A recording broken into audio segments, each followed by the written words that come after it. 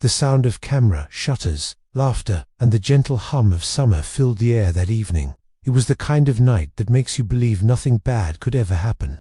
Families gathered on the football field, holding balloons and flowers, the sky still glowing with the last orange streaks of daylight. Among them was Daniel Carter, standing a little taller than most, his shirt slightly wrinkled, clutching a bouquet meant for his daughter, Emma. She was crossing the stage, cap gleaming under the stadium lights, smiling wider than he'd seen her smile in years. He thought, "That's my girl." When the principal called her name, Emma Carter, honors student, captain of the debate team, the crowd erupted in cheers. Her mother, Laura, wiped away tears. The camera flash caught Emma's grin as she hugged her best friend, Tessa, and waved toward her boyfriend, Jake. He was standing off to the side, hands in pockets, his smile not quite reaching his eyes.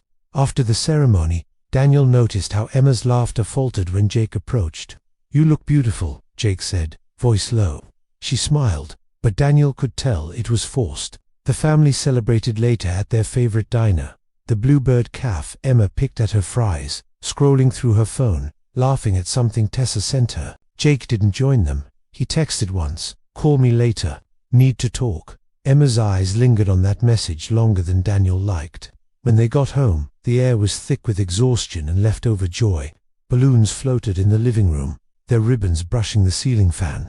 Emma went upstairs to change, humming softly. Laura began washing dishes. Daniel sat outside on the porch, staring at the old oak tree, the one Emma used to climb when she was little. He heard her footsteps around 11:40 p.m. The door creaked open. Going out, he asked, "Just a quick drive." "Need some air," she said, her voice light but distant. "It's late, honey. I'll be fine, Dad. Promise." Those were the last words he ever heard from her. By morning, Daniel woke to silence. Emma's door was open, her bed untouched.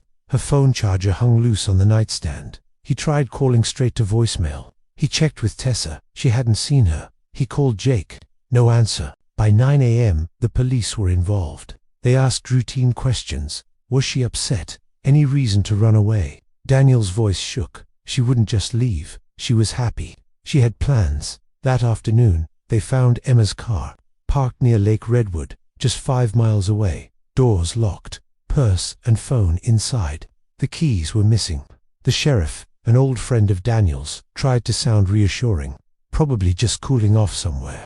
Happens more than you think." But Daniel knew the look in his eyes, the one that said something's wrong. The first night after her disappearance, Laura refused to sleep. She sat by the window, watching the driveway, whispering Emma's name like a prayer. Daniel stayed on the phone, calling everyone he could think of, classmates, co-workers, anyone. No one knew a thing. By the second day, the news spread. Local papers ran the headline, "Brightwood graduate, missing after celebration." The community gathered for searches. Flashlights combed through fields. Volunteers called her name into the woods. Tessa showed up at their door, red-eyed, clutching a photo. "We were supposed to go to the lake that night. She texted me around midnight saying, 'He's angry. I need to clear my head.'" Daniel's stomach turned cold. "Who's angry?" "Jake," Tessa whispered. Detectives questioned Jake. He claimed they argued about college. She wanted to leave town. He wanted her to stay. "I told her to do what she wanted. I didn't mean anything bad," he said. But his story changed slightly each time he repeated it.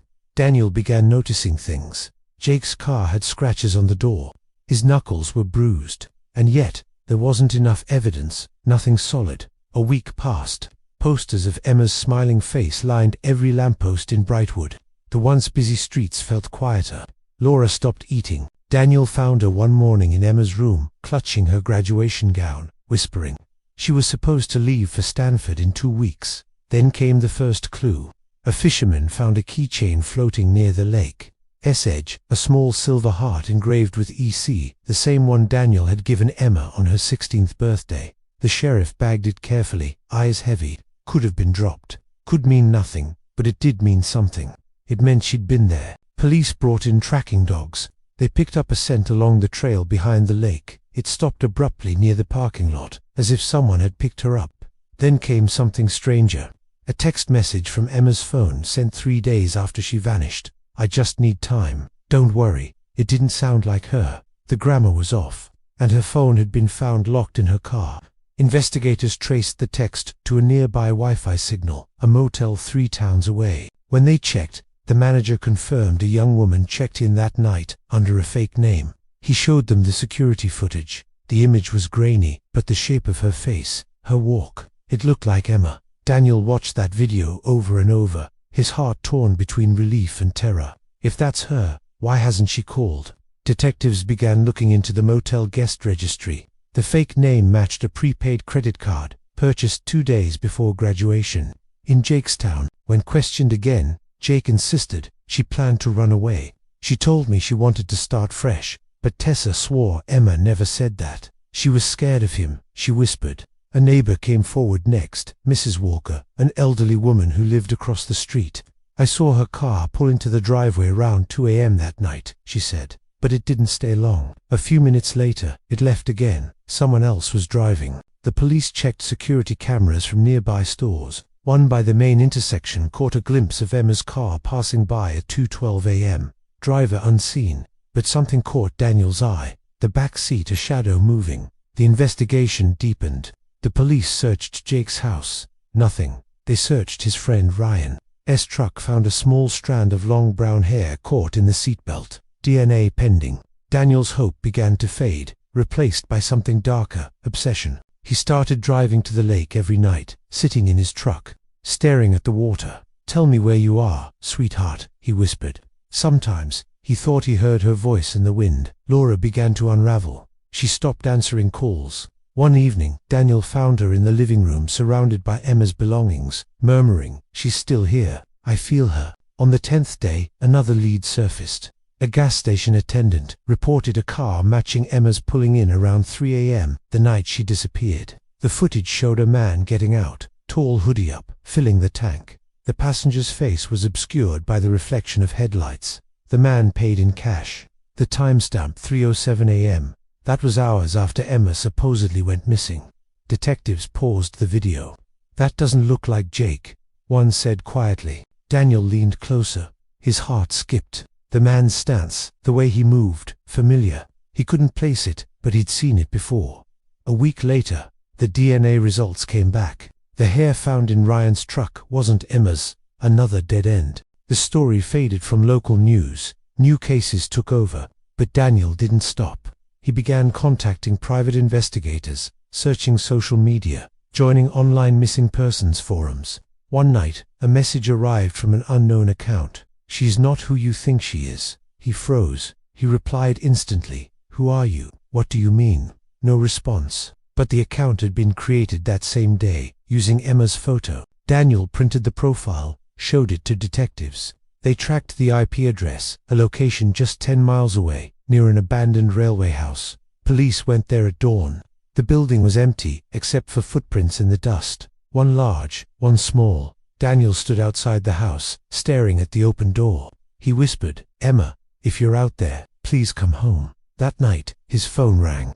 "No caller ID," he answered, heart pounding. The line was silent at first, then, a soft breath. "Dad." The call disconnected. The rain had already erased most of the footprints by the time Detective Harris arrived back at the lake. It was 3:47 a.m., and the mist hung low, curling like smoke over the black water. The flashlight beam slid across the surface, catching the glint of something metallic near the reeds. He knelt, brushing mud away until a small silver locket appeared, the initials EM engraved inside, Emily Monroe. It shouldn't have been there. They had already searched this area twice. Someone wanted it to be found tonight. Back at the precinct, the board was crowded with photos, maps, and a dozen red strings crisscrossing like veins. Emily's smile, frozen from her graduation photo, stared back at him. Her mother's eyes were red when she'd come in earlier to identify the necklace. She swore it wasn't, Emily said. She'd never owned jewelry like that. But Harris knew the mother was lying. The fingerprints on the locket belonged to her. He replayed the surveillance footage again.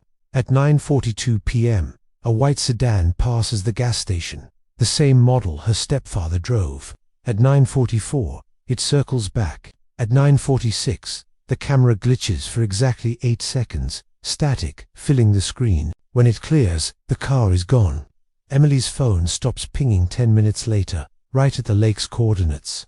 Someone had planned this with precision.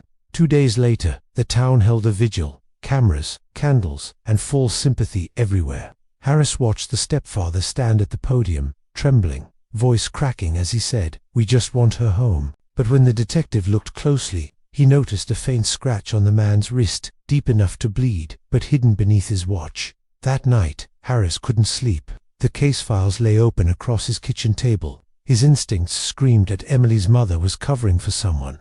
He started reading old reports, domestic calls, minor complaints. One from 7 years ago stood out. Noise disturbance, 114 Briarwood Lane. Female caller hung up abruptly. The report was filed by the same officer who later retired after health issues. But Harris checked. Man had died in a car crash 3 months after that call. He drove to Briarwood at dawn. The house looked abandoned, boards over the windows, police tape long gone. Inside, the smell of mildew mixed with something metallic. In the corner, under a pile of old newspapers, was a photograph. Emily, at age 10, standing next to a man who wasn't her stepfather. The man's face was burned out with a lighter, but a faint outline of a police badge was still visible on his belt. Harris felt the hair rise on his neck. Someone had erased more than just Emily. They'd erased a whole history. He turned the photo over. In shaky handwriting were the words, "She knew what he did." He left the house fast, heart hammering. Back in his car, his radio crackled. The dispatcher's voice was tense. "Detective Harris, we've got movement on your missing persons case." A call came in from a payphone caller said, "Tell Harris she's not missing. She's buried where the truth is." Then hung up. He drove straight to the old Monroe property, the one Emily's real father had owned before disappearing 15 years earlier. The land was overgrown, silent. He parked near the collapsed barn and walked in. The boards groaned under his boots. Then he saw it, a patch of freshly turned soil near the wall, just big enough for a body. He called for backup, but before anyone could arrive, something shifted in the shadows. A figure stepped out. Emily's mother, drenched from the rain, holding a shovel. Her eyes were wild. "You don't understand," she whispered. "He said he'd come for her, too. I had to protect her." Harris raised his hands slowly. "Where's Emily?" The woman trembled. "She's gone, but not the way you think. He took her, like he took the others." "Who?" he demanded. She pointed toward the barn's back wall. Harris followed her gaze. There, carved into the wood, were dozens of namesdates beside each one, all young women, all missing. The last name read Emily Monroe, 0614. The detective stepped closer. The wood creaked, and suddenly a section of the wall swung inward. Behind it was a hidden room, lined with photos, clippings, and trophies. In the center stood an old uniform on a mannequin, the same badge from the burned photograph. Harris's throat went dry. The badge number matched the retired officer's filed the man who died in the car crash. Except now, Harris wasn't so sure he'd ever died at all. The mother sank to her knees, sobbing. "He said he'd make her pay for what I did. I thought it was over when he died. But he's still out there." Outside, sirens wailed in the distance. Harris looked at the wall of names again, then at the photograph in his hand. Somewhere, in the darkness beyond the lake, a shadow was still moving, someone who knew every secret the Monroes had buried. And as the first flashlight beams cut through the mist, Harris realized with a cold certainty, this wasn't about one missing girl. It was about all of them. By the time the sun rose over Miller's Creek, the entire town was awake. Search parties stretched across the hills. Volunteers dragging flashlights and dogs through tall grass that shimmered with dew. The sheriff's office had barricaded the woods, and news vans lined the narrow streets, their cameras staring at the house where Emily once lived. Inside, her mother sat on the edge of the couch, clutching the locket found in the dirt, the one Emily never took off. It was open now. Inside, a small photo of her graduation smile stared back, perfectly frozen in time. Detective Monroe hadn't slept. He'd spent the night piecing together fragments of a life that suddenly felt like a riddle. The last sighting of Emily was at 9:47 p.m., near Ridgeway Bridge, caught on a security camera for just 2 seconds. Her silhouette, her flowing white dress, the glint of headlights behind her, and then darkness. That was the last time anyone saw her alive. Monroe leaned forward in his chair, staring at the footage frame by frame, looking for movement in the shadows. Something flickered near the trees, a shape, faint and tall, but the angle cut off before he could make sense of it. The next morning, a farmer called from the far side of town. He'd found something strange near the creek, a purse tangled in the roots of a willow tree. Emily's ID was inside. Her phone, cracked and waterlogged, was buried beneath silt. The last message sent at 9:48 p.m. Read, "I think someone's following me." When Monroe read those words aloud, the room fell silent. Emily's mother's hands trembled, her knuckles white. He knew what came next, the delicate balance between hope and horror that every family endured when the truth began to surface. They ran a trace on her phone, but the signal died minutes after that message. Monroe felt the weight of every missed second. 3 days later, a breakthrough came from an unexpected source, a teenager named Josh, one of Emily's classmates. He'd been at the graduation party, and guilt had been eating him alive. He confessed to Monroe that after Emily left the party, she'd called him, her voice shaking. She said something about seeing someone by her car, and before she hung up, she whispered, "It's him." "Him who?" Monroe asked. Josh swallowed hard. "Her teacher, Mr. Allen." Mr. Allen had been Emily's photography teacher, respected, soft-spoken, the kind of man people trusted instantly. He had attended the graduation ceremony that night, and even congratulated Emily in front of her mother, but something about his presence had always unsettled Monroe. When they searched his classroom, they found nothing. But in his car, under the back seat, lay a camera card. Thousands of photos, landscapes, students, street scenes, and in the middle of it all, dozens of pictures of Emily, some from school, some from around town, some from her bedroom window. The evidence was enough for a warrant. When officers arrived at Allen's cabin outside town, he was gone. The place smelled of bleach and pine cleaner. In the basement, they found chains, a mattress, and a single folded graduation dress, still damp from the creek. Monroe stared at it for a long time, his jaw tightening. Emily's mother fainted when she saw the photo of it. A week passed. The manhunt stretched across 3 states. Every day, Monroe replayed that 2-second clip in his mind, Emily's last recorded moment. He couldn't sleep until he knew where she was. Then, one morning, a park ranger called from 50 miles north. A car had been found abandoned deep in the woods, plates removed, windshield shattered. In the trunk, police discovered a torn graduation sash and a blood-stained ribbon, but there was no body. For weeks, the town existed in limbo, trapped between grief and disbelief. Candlelight vigils filled the church steps. Reporters swarmed like vultures. Emily's face appeared on every TV in the state. But Monroe kept digging. Something about Allen's disappearance didn't add up. Why run so far, only to leave his car in plain sight? Why make it so easy to find? Then came the letter. It arrived at the station in an unmarked envelope, no return address, postmarked from a small town near the border. Inside was a single page, handwritten in blue ink. "I never meant to hurt her. She wasn't supposed to die. But when she screamed, I panicked. I buried her near the old mill." Search teams scoured the area for 2 days before they found her. Shallow ground, covered in moss and stones. Her dress was torn, her hands still clutching the chain from her locket. The earth around her looked disturbed, as if someone had come back, maybe twice. The path of the footprints showed hesitation, like guilt had pulled the killer there again and again. Monroe knelt beside the grave, removed his hat, and whispered, "We found you, Emily."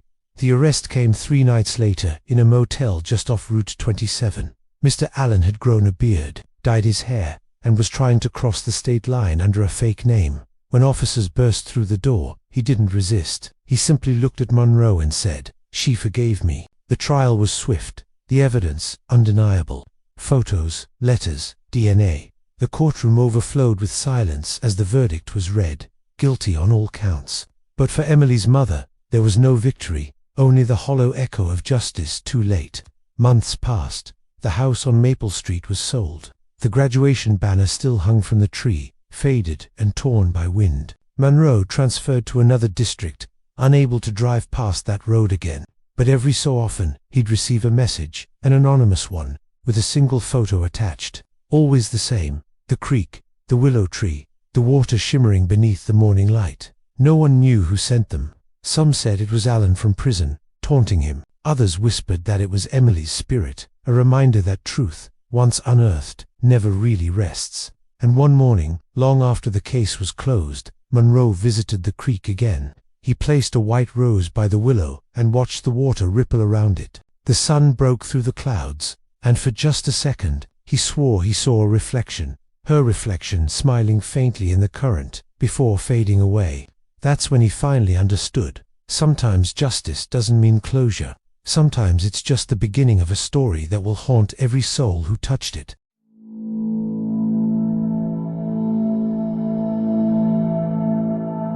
When police arrived at the old Miller farmhouse on the outskirts of Ashbury, Kansas, the silence hit harder than any scream ever could. The house sat in the middle of a wide, empty field, its paint peeling, windows boarded, and air heavy with a kind of stillness that didn't feel natural. Officers expected an abandoned property, maybe a trespasser report. Instead, they found the crime scene that had haunted the town for more than 3 decades. Inside, the floorboards were warped, dust hung in the air, and every step echoed like a warning. What unsettled the officers most wasn't the scene itself, it was how preserved it all was. The clock on the wall still ticked. A dinner table was set for 4, and on the far wall, beneath layers of faded wallpaper, a small handprint in dried red remained untouched since 1989. Ashbury had learned to live around the farmhouse, not with it. For 34 years, no one went near the property after sundown. Children dared each other to touch the gate. Teenagers whispered about screams and laughter that came from nowhere. Locals said it wasn't haunted, it was cursed. That's what caught the attention of Clara Reynolds, a young investigative journalist with a reputation for reopening old cases that others had given up on. She wasn't the type to believe in ghosts. Her fascination was with truth, the kind that got buried in police reports and locked evidence rooms. The story of the Miller family wasn't just a ghost story, it was an open wound. In 1989, the Miller family was the pride of Ashbury. Thomas Miller, 38, was a respected sheriff's deputy. His wife, Ellen, 35, taught 3rd grade at the local elementary school. Their daughter, Grace, was 9, a bright, curious girl who loved to draw on their son. Daniel, only 6, was quiet but gentle. They lived in a 2-story farmhouse Thomas had inherited from his parents. Friends described them as kind, well-liked, and deeply rooted in their community. But on a summer night in June, everything changed. Neighbors remembered the screams. At around 11:47 p.m., Mrs. Cooper from across the field called the police, reporting what she thought was a domestic argument. When deputies arrived, the house was dark. The front door was locked, but through the side window, they saw the flicker of lighter lamps swaying as if recently disturbed. Inside, the smell of iron filled the air. Ellen Miller was found first, near the living room couch, her hand clutching a phone that never connected. Thomas was upstairs, slumped in the hallway, his service weapon missing. Grace was discovered in her bedroom, her small hand still holding a crayon. The final discovery left investigators speechless. On the wall beside her bed was a message written in a child's handwriting. P.S. Still here. Daniel's body was never found. For months, search teams combed through nearby woods, lakes, and abandoned mines. The town organized vigils. Volunteers put up missing posters across Kansas, but nothing. No sign of struggle suggesting he escaped. No footprints. It was as if the boy had vanished into thin air. The case officially went cold in 1991. The sheriff's department labeled it inconclusive, citing insufficient evidence. Privately, though, rumors circulated that something about the case had been deliberately covered up. When Clara arrived in Ashbury 3 decades later, the town looked like it was trapped in time. Old diners still served the same menu from the 80s. The local paper hadn't printed anything major in years. When she introduced herself and asked about the Miller case, most people shut their doors. Even the current sheriff, a gray-haired man named Randall Cooper, told her politely to drop it. "That house doesn't want visitors," he said, "and neither do the ghosts of what happened there." But Clara wasn't there for superstition. She requested old police files through Kansas's Open Records Act, only to find most of them missing or redacted. Entire sections of the investigation had been scrubbed: crime scene photos, witness interviews, and autopsy reports. Still, what she did find made her blood run cold. The lead detective at the time, James Holloway, had resigned abruptly after filing his final report, claiming he was unfit for duty. The last entry in his notebook read, "The evidence doesn't add up. The house isn't done." Determined to find the truth, Clara drove out to the farmhouse herself. The road was long, cracked, and overgrown with weeds. The air felt thicker the closer she got. When she reached the gate, it was chained but loose, almost as if someone wanted it to be opened. The front porch sagged under her weight. The door creaked open before she even touched it. Inside, time had stopped. Dust lay like snow over furniture, yet some things looked untouched as glasses on the counter, Thomas's uniform badge on the table, Grace's drawings pinned neatly to her bedroom wall. Each drawing showed a happy family except the last one. In that, a tall shadow stood behind the family. Watching, Clara set up her recorder and began narrating her findings. She spoke about the night of the murders, the missing child, and the strange absence of follow-up reports. Her flashlight flickered somewhere in the house. A door clicked shut. She froze. There was no wind. She checked her camera footage. Later frames from the living room showed a reflection in the mirror. Not her. A boy, maybe 8 or 9, standing behind her for a split second, before vanishing. Back in town, Clara visited the county archives. The clerk there hesitated before handing her a single surviving case, photo one that had been misfiled under property records. It showed the living room of the farmhouse, taken the morning after the murders, but something about it didn't match. There was a shape in the background, barely visible through the curtain, a small figure, facing the camera, wearing what looked like a child's pajamas. Investigators had dismissed it as a lighting trick. Clara wasn't so sure. She found the retired deputy who'd worked the case, Frank Davies, now living in a trailer outside town. At first, he refused to talk, but after an hour, his voice cracked. "We should have burned that place," he said. "We thought it was a murder-suicide at first. Then we saw the writing on the wall. We checked every inch of that house, but the basement, we didn't have it on the blueprints. It wasn't supposed to exist." Clara leaned forward. "You mean there was a hidden room?" He nodded. "We sealed it off after the investigation. Sheriff ordered it. Told us never to mention it again." That night, Clara couldn't sleep. She replayed Frank's words again and again. If there was a sealed basement, it could explain Daniel's disappearance. But why hide it? And why would an entire department cover up a detail like that? She returned to the farmhouse, this time with a small camera crew she'd hired for documentation. The team, 2 locals and a sound technician, was uneasy. They filmed as Clara pried open a section of the floorboards near the kitchen, following Frank's directions. Beneath a layer of rotting wood, she found a trapdoor, padlocked shut. When they broke it open, a rush of stale air hit them. The staircase descended into darkness. The smell was unbearable, damp, metallic, old. They stepped down slowly. At the bottom, a single bulb hung from a wire, barely flickering. What they saw next stopped them cold. Old toys scattered across the floor. A small wooden chair, a child's shoe, and on the far wall, carved into the cement, were tally marks, hundreds of them. Clara filmed everything. She described the marks, the objects, the faint smell of burned fabric. One of her crew members whispered that the air felt electric, like static, and then the bulb went out. The camera continued recording, the red light blinking in pitch blackness. Somewhere in the dark, a sound echoed, a faint giggle. Then footsteps moving across the dirt floor. When they rushed out, the house felt colder than before. Clara's heart raced, but even in her panic, her investigative instincts kicked in. She had proof. She had found something no one wanted to be found. That night, she uploaded the footage to a secure drive and prepared her notes for a full expose. She didn't yet realize that by reopening this case, she wasn't just chasing a mystery, she was walking straight into it. As dawn broke over the Kansas fields, the farmhouse stood quietly against the rising sun. To the world, it was just another abandoned home. But if you looked closely, through the cracked upstairs window, you could almost see a small figure watching her car drive away. A boy's face, smiling, waiting. The morning light barely reached through the clouded windows of the Dawson County Sheriff's Office when Detective Lena Voss arrived. Her face was pale from lack of sleep, her hair tied back in a messy knot, eyes heavy with a mix of fear and determination. She had been on the force for 16 years. But the Maple Street house, the Dawson residence, as the media now called it, was unlike anything she had ever faced. It wasn't just a crime scene. It felt alive. The team had returned to collect more evidence, this time with environmental scanners and motion sensors.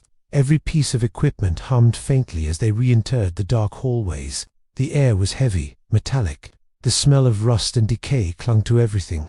Inside the living room, they found that the chalk outline drawn around one of the bodies had smudged, though no one had been inside since last night. Lena kneeled down, tracing her gloved fingers across the faded mark. It was cold, like frost, even though the air was humid. Behind her, Officer Briggs checked the window locks. All sealed, he muttered.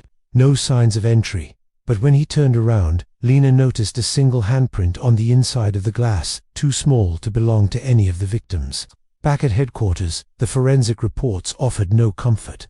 The blood found on the walls didn't match any of the family members. A fourth DNA profile had been detected, but it didn't belong to anyone in the national database. The print on the window matched it. Lena stared at the results, her stomach tightening. Someone else was in that house, she whispered. The words echoed in her mind as she remembered the neighbors' testimonies. Several reported hearing knocking sounds days before the murders. One claimed to see lights flicker at exactly 3:03 a.m., the supposed time of death. By the second week, the media had turned the house into a local obsession. People drove by at night, taking photos through the iron gates. Some claimed to see silhouettes in the windows. Others swore they heard crying from inside. When Lena returned again, it was to supervise the cleanup crew. The smell had gotten worse. A man from maintenance refused to go past the foyer. He said his tools kept moving. No one laughed at him. Not after the footage surfaced. During the initial sweep, one of the motion-triggered cameras had captured something impossible, a door opening by itself. The frame was perfectly centered, no tricks, no cuts, no editing. It opened slowly, revealing a dark figure just out of focus. When the lab enhanced the video, the outline looked eerily human, and it was standing in the same room where the father had been found. That night, Lena sat in her car across from the house, the windows fogged, radio off. She couldn't let it go. Something about the scene had become personal. Maybe it was the girl, Lemily Dawsonall, 9 years old, found clutching her favorite stuffed bear. Or maybe it was the message written in red on the bedroom mirror. She knows. No fingerprints, no brushstrokes. The blood used wasn't from the victims. Lena started digging into the family's background. The Dawsons were new to town, moved in 6 months before the killings. The father, Thomas, had been an insurance adjuster. The mother, Claire, a nurse. Both had clean records. But an old file from another state caught Lena's attention. A missing child case. 12 years ago. Same last name. Same pattern of unexplained disturbances before tragedy struck. She cross-checked dates. The earlier case had ended with the family relocating abruptly, leaving their previous home abandoned. Locals from that town described strange noises, cold spots, and electrical surges long after the Dawsons left. Eventually, the property burned down cause unknown. When Lena brought this to her captain, he sighed. "You're chasing ghosts," he said. She didn't respond. Later that night, she received an anonymous email. No subject line, just a short message. The house wasn't haunted, it was waiting. Attached was a single photo, a grainy image of a girl who looked exactly like Emily Dawson. But the timestamp was from 1998, the same year the earlier case was filed. The following morning, Lena contacted the original lead investigator from that case, a retired detective named Howard Grant. His voice trembled when she mentioned the address. "You don't want to dig into that," he warned. "Some things, they're better left buried." But Lena pressed on. Grant agreed to meet her at a diner just off Highway 16. He arrived late, visibly shaken. "We thought it was an intruder case," he said, lowering his voice. But after the third night, things started happening in the station. Reports would vanish, evidence logs rewritten. One of the officers quit after hearing his name whispered through the radio when no one was transmitting. Lena leaned in. "What did you find in the house?" He hesitated. There was a room in the basement. No windows, no records on the blueprint. And the walls, his hand trembled around his coffee mug. They were covered in drawings. Faces, hundreds of them, all of them crossed out. By the time Lena reached the basement of the Dawson house, her pulse was pounding. The wooden stairs creaked under her boots. The walls were still lined with shelves and boxes, most empty. But behind one of them, hidden under an old tarp, she found a narrow doorway leading deeper underground. The air turned colder. Her flashlight flickered, illuminating strange symbols carved into the cement. In the center of the room stood a rusted metal chair, bolted to the floor. Around it, faint markings in chalk circles and jagged lines, like a ritual that had been interrupted. On the wall above the chair was a single phrase scratched into the concrete. "Do you remember me?" Lena froze. The handwriting matched the note found in the little girl's diary. Suddenly, the sound of movement echoed behind her soft footsteps, slow and deliberate. She spun around, light trembling across the darkness. Nothing there, but the door she came through was now shut. Her radio crackled to life with static, followed by a faint voice whispering her name. The house had gone silent again. She rushed to the door, pulling hard. It opened easily this time. Outside, the air felt lighter, but her body shook uncontrollably. When she stepped into the open, something glimmered in her peripheral vision, a small locket on the ground. Inside was a photo of Emily and her parents, but someone had drawn a fourth face beside them. A woman's face, faint and unfinished. Lena knew then that this wasn't over. The Dawsons hadn't been alone. Someone or something had been there all along, watching. Back at her office, she pinned the locket to her investigation board, beside the photo of the earlier case. 2 families, 2 houses, 2 tragedies, 1 pattern. She circled the connecting thread in red marker. The mysterious woman seen near both homes before each incident. Witnesses had described her differently each time, sometimes blonde, sometimes dark-haired, but always with the same cold eyes and an expression that never changed. That night, Lena stayed late, reviewing every photograph from the Dawson crime scene. At first, nothing seemed new. Then, in one image, reflected faintly in the hallway mirror, she saw a woman standing behind her own reflection. When she zoomed in, the file corrupted instantly. Her computer screen went black, and then, in the reflection of her office window, she thought she saw movement behind her. She turned, but the room was empty. Still, something felt wrong. The temperature had dropped, and in the faint fog on the glass, she could see fresh words forming, written from the inside. SHE's not done. The night in Maple Creek was colder than any before. A thin mist rolled down from the hills, wrapping the streets in silence. Detective Lauren Hayes stood at the edge of the Holloway farmhouse, her flashlight trembling in her grip. She had been here too many times, but tonight was different. Tonight, she was alone, no backup, no radio signal, no turning back. Emily Carter's case had consumed her for months, and now it had led her here, where every mystery in Maple Creek seemed to begin and end. Inside, the air smelled of decay and dust. The wooden floor creaked under her boots. Her light traced across walls carved with strange symbols, circles, and names. The same pattern repeated again and again, names of missing women, dates that matched the same cursed cycle. But tonight, something else was carved at the very bottom of the wall, freshly etched and still splintered from the knife that made it. It read, Lauren Hayes, 2025. Her breath caught. The beam of light quivered. She turned sharply toward the stairs, drawn by a faint sound, a woman's voice, whispering softly, almost like a lullaby. Help me, it said. The sound echoed from above. Every instinct screamed to run, but her legs moved upward, as if pulled by invisible strings. The steps groaned louder with each footfall, until she reached the landing. The hallway stretched long and dark, ending at a door that was slightly open. The voice came again, closer this time. Please, help me. Lauren pushed the door slowly. It opened to a small room lit by a single candle placed on the floor. In the center sat Emily Carter, pale, trembling, her eyes wide. Emily, Lauren whispered. Emily looked up slowly, her face blank. He's here, she said. He won't let us leave. Before Lauren could respond, the candle blew out. Total darkness swallowed the room. A loud thud echoed behind her. She turned, shining her flashlight toward the sound, but the beam flickered, dimmed, then died. A low voice filled the air. You were warned, detective. She fired once into the darkness. The recoil echoed through the empty halls, but there was no response, only laughter. The sound circled her, twisting, growing deeper. Then something cold brushed her shoulder. She spun, and the beam briefly returned, enough to see a man's face only inches from her own. It was John Carter. His eyes were hollow, his face gaunt, his voice trembling. I told you, Lauren. The town demands balance.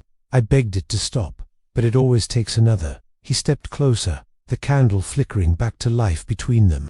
It started long before Emily. The first one was my sister, then my wife. Every 7 years, it won't rest. Lauren's voice shook. You killed them. John shook his head violently. No, I offered them peace. The thing in these walls, this curse, it takes what it's owed. If no one is given, it takes whoever stands in its way. She aimed her gun at him. You expect me to believe a ghost story? His expression changed, grief and anger mixing like oil and blood. Then explained the voices. Detective, explained the names carved in wood before you even came here. The candle's flame suddenly shot up, burning blue. The walls began to hum, a deep vibration that rattled the glass in the window panes. From the shadows behind John, a shape began to rise tall, shifting, faceless. Its outline was human but distorted, like smoke trying to remember what it once was. The air grew thick. John screamed as the shadow's hand reached through him, his body arching in agony before collapsing to the floor. The creature turned its gaze on Lauren, though it had no eyes to see with. Lauren backed away, whispering, "No." The shadow moved closer, whispering in hundreds of voices at once. "You wanted the truth. Now you'll carry it." She stumbled toward the door, but it slammed shut on its own. The creature's tendrils of darkness crept across the floor, wrapping around her ankles. She fired again and again, but each bullet passed through the thing like smoke. Her flashlight fell, rolling across the floor, its light catching the carvings on the wall, every name glowing faintly now, pulsing like heartbeats. Then, one by one, the lights went out, until only one name remained illuminated: Lauren Hayes. The creature's voice hissed inside her mind.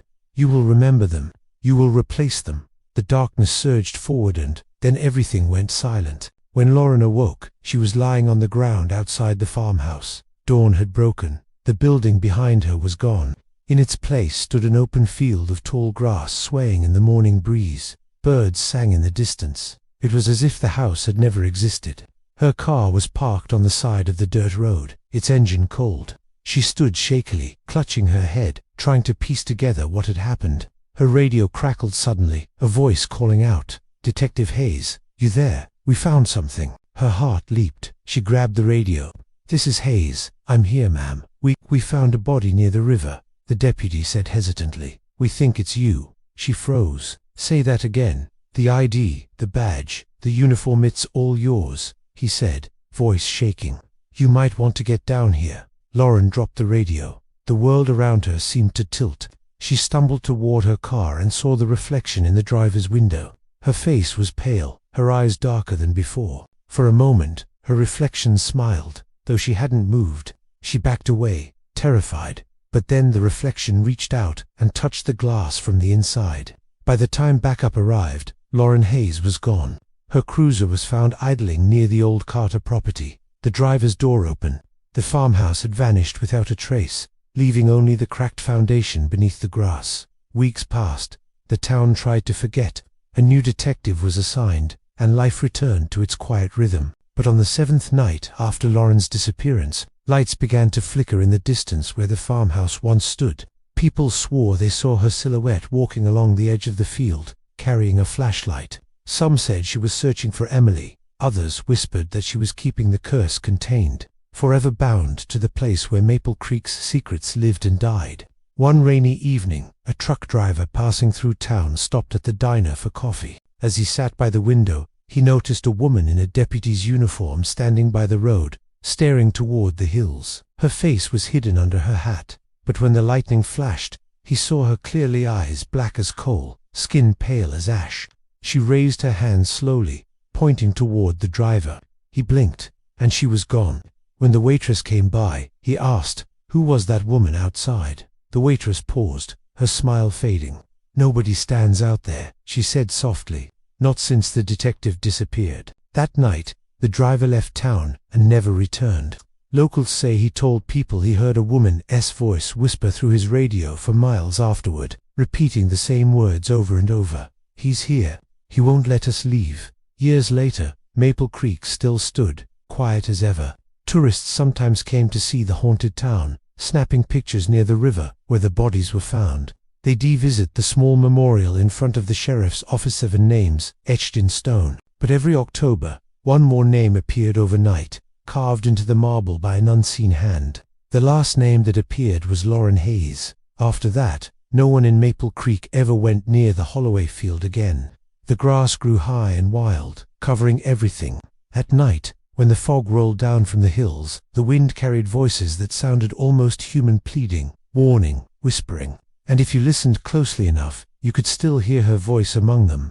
"Stay away from the house."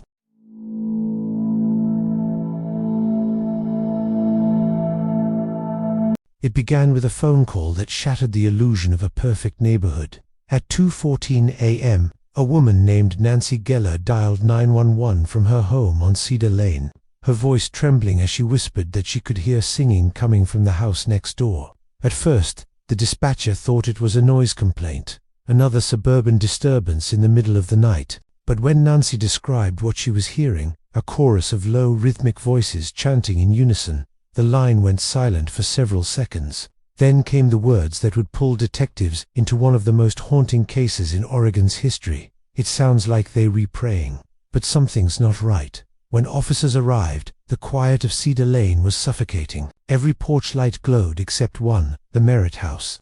From the outside, it looked ordinary. A manicured lawn, a pale yellow porch swing, a single oak tree that cast long shadows across the yard. But as the officers approached, the air felt thick, like the world itself was holding its breath. They knocked, no answer. Again, still nothing. Then, faintly, from somewhere deep within the house, came the sound of a hymn, a soft, trembling voice singing about light, salvation, and the cleansing of sin. Inside, everything was still. A faint smell of incense clung to the air. Photographs lined the walls, the Merritts smiling at church picnics, Hannah's school portraits, Caroline baking cookies with neighbors. But beneath that warmth was something sterile, too perfect, almost staged. In the living room, they found open Bibles scattered across the floor, pages marked and underlined. One bore a message scrawled in red ink: "The light purifies all." By morning, news of the strange discovery had spread through town. Reporters camped outside the property. Neighbors whispered about the Merritts' private prayer gatherings, late-night visitors, and that eerie music that had drifted through the walls for months. They had been the kind of family everyone respected, quiet, polite, the first to volunteer at church. David Merritt was known as a former theology teacher who gave spiritual guidance to those struggling with loss or faith. Caroline was kind but distant, and Hannah, their teenage daughter, rarely spoke to anyone. The police initially treated it as a noise disturbance, but that changed when they opened the basement door. The air that rose up was cold and damp, carrying the faint metallic scent of blood. A staircase descended into darkness. When the flashlight beams cut through the black, they revealed something no one expected. Symbols etched into the concrete walls, crude and deliberate, circles, crosses, and eyes. At the center of the floor lay a wooden chair bolted to the ground. Around it, melted candles, a tarnished chalice, and a single, broken chain. There was no sign of the family. The house was sealed off, declared a potential crime scene. And that's when Detective Laura Bishop took over the case. Laura had seen plenty in her 12 years on the force, but nothing like this. The deeper she dug, the stranger it became. David Merritt's spiritual group wasn't officially registered as a church, but locals said it had nearly 20 members, most of them from nearby towns. He called it the Path of the Light, a movement focused on inner cleansing and returning to purity. At first, his teachings seemed harmless: meditation, fasting, communal prayer. But then, some of the members started cutting off friends and family. They sold their homes, quit their jobs, and began spending entire weekends at the Merritt residence. That was when the disappearances began. The first was Emily Cross, a young woman from Portland, who told friends she was going on a spiritual retreat. She was never seen again. Then came Erin Lowe, a drifter who attended the group's sessions for a month before vanishing. But police had no bodies, no crime scene, and no solid proof linking the Merritts to anything criminal, until Chloe Miller joined the group. Chloe was a 21-year-old psychology student at Oregon State University, intelligent, compassionate, and curious. She was drawn to people who seemed misunderstood. When she met David Merritt at a local outreach event, she told friends she felt a strange sense of peace around him. He invited her to attend one of his healing circles. Her roommate later said, "Chloe came back from that meeting different, quieter, distant, almost euphoric. She started attending the sessions weekly.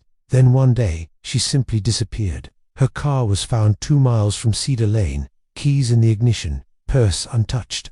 No signs of struggle. But on the passenger seat was a note written in Chloe's handwriting: 'The light sees me now.'"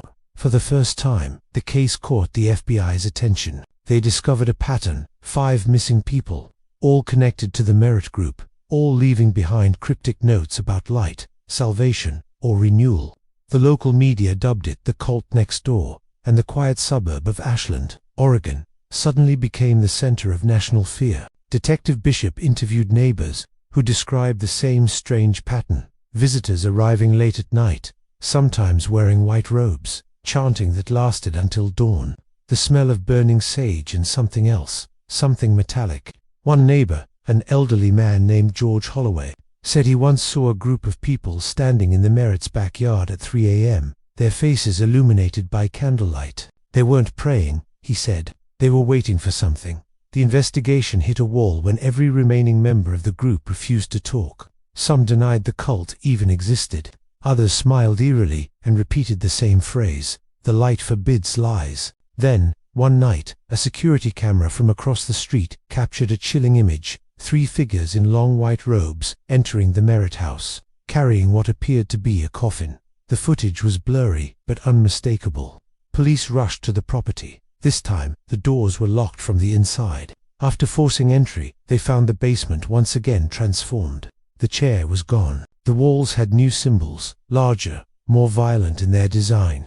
In the center of the floor lay a pool of melted wax and ashes shaped like a human silhouette. There was still no trace of the Merritts. Detective Bishop stood in that cold room for nearly an hour, staring at the symbols, her mind racing through every case file, every missing person's face. She had the sinking realization that this wasn't just about murder or madness. It was about belief, a belief powerful enough to make people vanish willingly.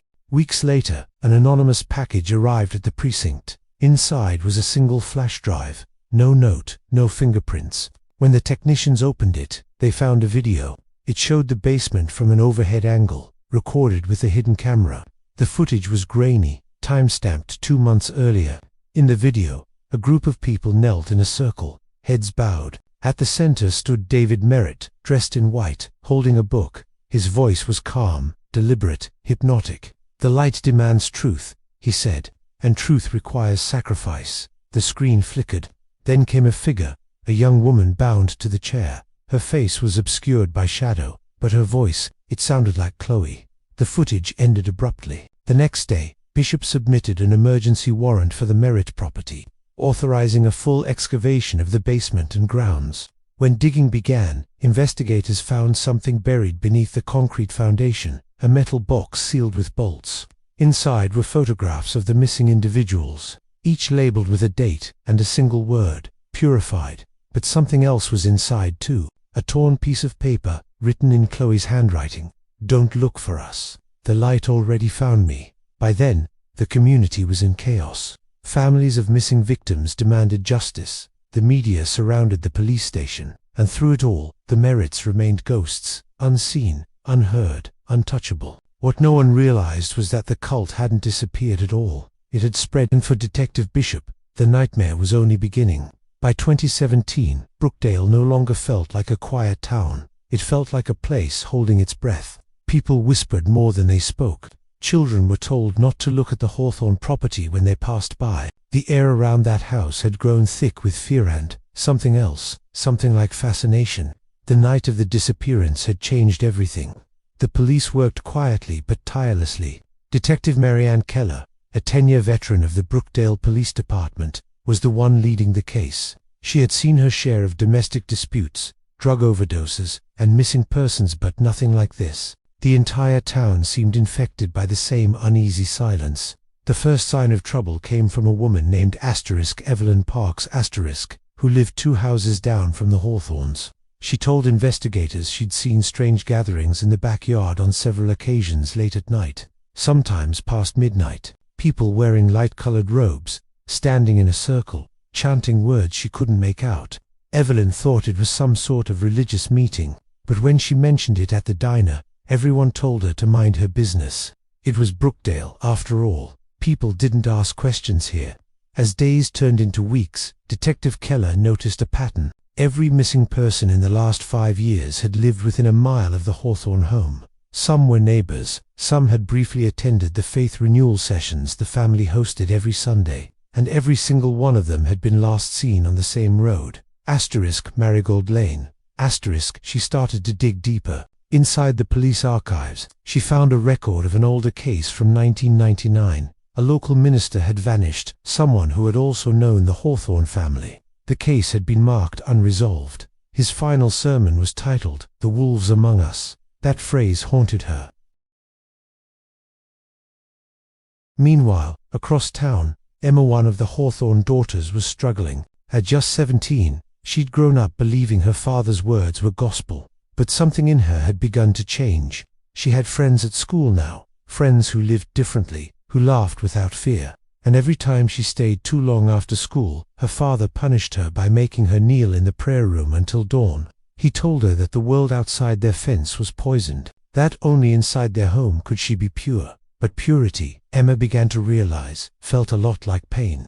She kept a secret notebook under a loose floorboard in her room.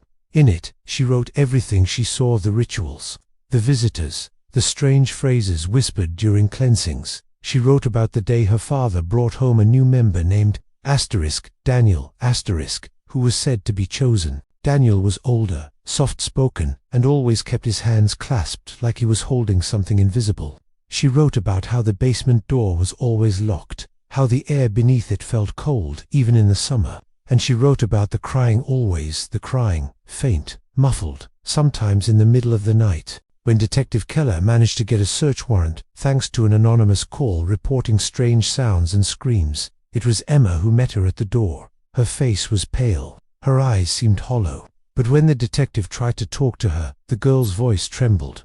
"My father says we don't talk to outsiders." Behind her, a tall shadow appeared in the hallway, John Hawthorne himself. "Detective," he said, smiling faintly. "What can I help you with?" Keller showed him the warrant. His smile didn't falter, but the air around him seemed to shift. The detective could feel it, the quiet control, the charisma he wore like armor. The search didn't turn up much at first. The basement was locked. Hawthorne said it was under renovation. The rest of the house looked clean, almost too clean. Every object was perfectly placed. Every room smelled faintly of bleach and incense. But in a storage closet, behind a row of identical white robes, they found a hidden shelf lined with cassette tapes, each one labeled with a name and a date. The earliest tape was from 2009, the most recent 3 weeks ago. Detective Keller's pulse quickened. She played one of the tapes right there in the room. A woman's voice echoed through static. "Please, please, I'll do anything you ask. I just want to go home." Then a low voicemail.com. Commanding cut. Months passed, but Brookdale never healed. The once quiet streets became a maze of fear and memory. Some houses stood abandoned, others boarded up as if to keep the past from slipping inside. People moved away, unable to bear the silence that followed the Hawthorne family's disappearance. But Detective Marianne Keller stayed. She couldn't leave, not until she understood what really happened inside that house. The FBI had combed through every inch of the Hawthorne property. But what haunted Keller most wasn't what they found, it was what they didn't. No bodies, no fingerprints, no trace of where the family had gone. It was as if they had stepped out of time itself. The only clue that mattered was Emma's notebook. Keller read it every night, front to back, over and over. Each entry felt like a cry for help written in the dark. Emma had described the rituals, the punishments, the endless chanting, but near the end, her handwriting changed. It grew jagged, frantic. The last words she ever wrote were, "He says, the light will take us soon. He says it's already begun." Keller couldn't shake those words. What light? What had begun? She started retracing the cult's movements. The FBI traced the paint from the basement symbol to a small manufacturer in Georgia. The batch had been purchased under a fake company name, Hawthorne Restoration Services. A week later, a storage unit rented under that same name was found near the edge of the state. When Keller arrived with federal agents, her stomach turned. Inside the unit were dozens of crates filled with the same white robes, identical candles, old VHS tapes, and framed photographs of the Hawthorne family, posing with strangers, hundreds of them, every face smiling, hands joined in a perfect circle. Some of the people in the photos were identified as missing persons from multiple states. The timeline stretched back over 20 years. It wasn't just Brookdale. The cult had been moving from town to town for decades, changing names, changing faces, always rebuilding the same circle of light. In the far corner of the storage unit, Keller found an envelope marked * to the next shepherd. Inside was a flash drive and a folded letter. The letter read, "Greater than if you're reading this, the harvest has begun. We are moving west. The faithful will follow. The rest will fall. We are the light beneath the skin of America. The flash drive contained single video file stamped 2 days before the raid in Brookdale. The footage opened on a candlelit room. John Hawthorne stood at the center, dressed in black instead of white, his eyes fixed on the camera. Greater than they think they can stop what's already been written, he said. They call us a cult, but what is faith if not devotion without proof? The circle cannot die, it moves through those who have seen, those who understand. The time for hiding is over. Behind him stood a dozen figures, faces hidden, heads bowed. The camera panned to one of them. A young woman looked up. It was Emma. Her eyes were hollow, but she was alive. The screen went dark. Keller froze. Every instinct told her the recording was more than a message, it was a warning. Within hours, the FBI launched a multi-state search. Roadblocks, surveillance, media alerts, but no one found them. The cult seemed to evaporate again, just as it always had, and then came the reports.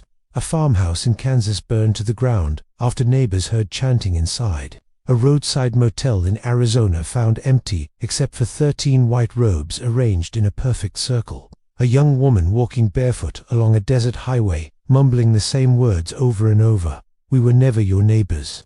We were your shepherds. Each time, Keller arrived too late. Each time, the pattern repeated. She started to see the symbol everywhere, the open eye painted small, hidden in alleyways, scratched into bus stops, carved into the bark of trees. It was spreading like a virus.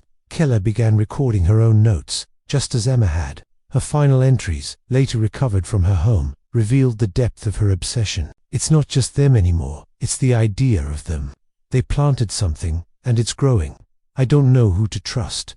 Even inside the department, some of the faces look different, like they've seen something I haven't. Greater than if I disappear. Check the woods near Brookdale. There's something there, something we missed. That entry was dated September 14th. On September 17th, Detective Marianne Keller went missing. Her car was found abandoned at the edge of the old forest near Marigold Lane, the same road where it had all begun.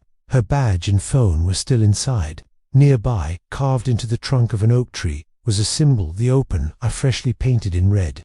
The FBI launched one final search of the woods. For 3 days, they combed through miles of dense forest, turning over every stone. On the 4th morning, they found a clearing, a circle of burned grass, and 13 small piles of ash. No footprints, no signs of struggle. Only one item in the center of the circle, Keller's notebook. The last page read, "Greater than I saw the light." I know what they mean now. It isn't faith, it's surrender. After that, the case went cold. Years later, Brookdale is still there, just quieter, emptier. The old Hawthorne house stands in ruins, its windows shattered, its foundation cracked. Teenagers dare each other to go inside, to take photos, to prove they aren't afraid.